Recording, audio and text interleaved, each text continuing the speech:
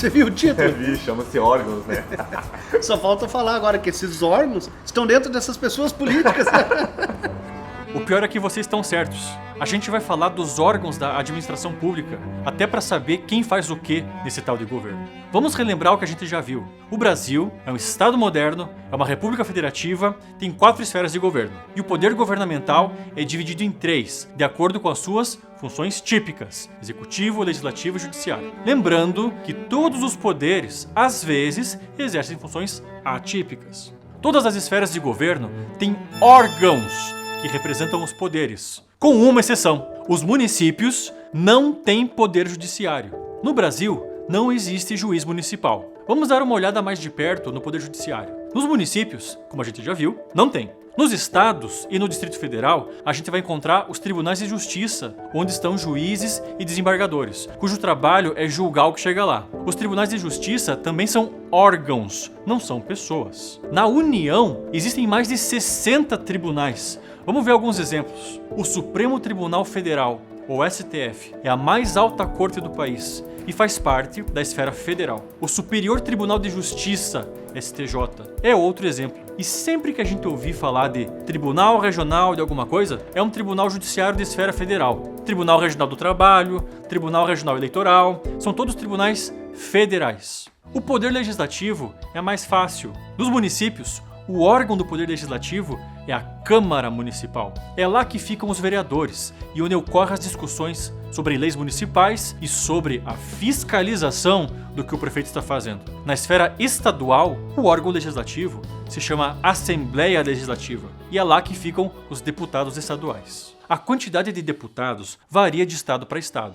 Na esfera distrital, o órgão legislativo se chama Câmara Legislativa, com 24 deputados distritais. E na esfera federal, o órgão se chama Congresso Nacional. Ele fica lá em Brasília e é composto por 2 casas legislativas. O Senado, que a gente já falou antes, que tem 3 representantes de cada estado e do Distrito Federal, chamados senadores. E a Câmara dos Deputados, onde ficam os deputados federais, que são os representantes da população de cada estado.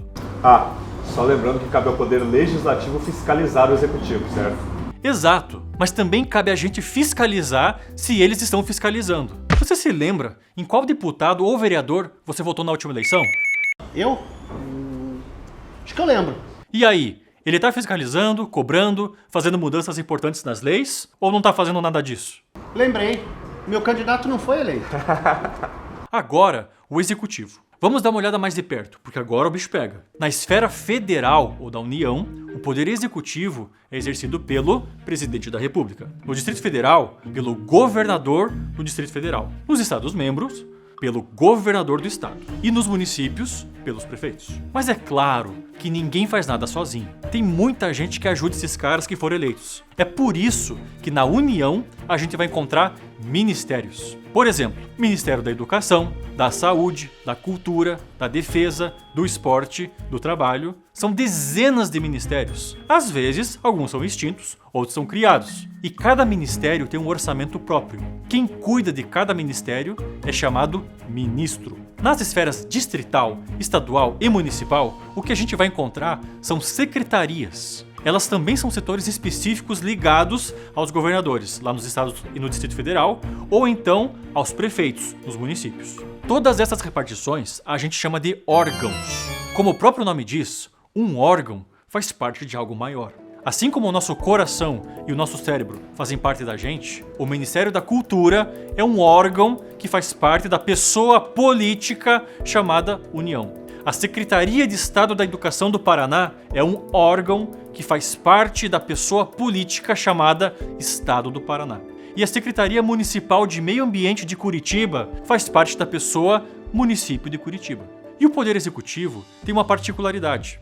A legislação brasileira permite que uma esfera crie outras pessoas jurídicas para ajudar, principalmente por causa da eficiência. Quer um exemplo? Muita gente sonha em passar no vestibular de uma universidade pública. Em Curitiba, fica a sede da Universidade Federal do Paraná. O Poder Executivo Federal tem interesse em oferecer educação superior e também promover a pesquisa científica. Ao invés dele fazer isso diretamente dentro do Ministério, a esfera federal institui uma universidade, que é uma outra pessoa jurídica, responsável para ser mais eficiente na oferta de educação e pesquisa. Outro exemplo, todo mundo precisa de luz, certo? Aqui no Paraná, a gente tem uma companhia famosa chamada Companhia Paranaense de Energia Elétrica, a Copel. A Copel é uma pessoa jurídica em que o estado do Paraná é sócio majoritário, mas a Copel é uma sociedade que também conta com participação de capital privado. Quando outras pessoas jurídicas vinculadas a uma esfera de governo existem para prestar um serviço, elas fazem parte da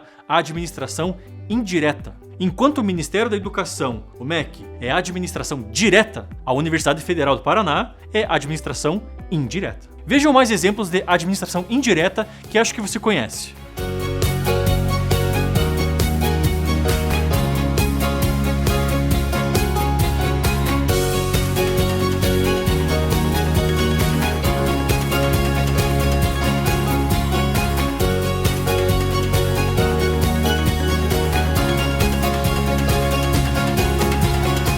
Tá, a gente pode chamar essas pessoas de governo também?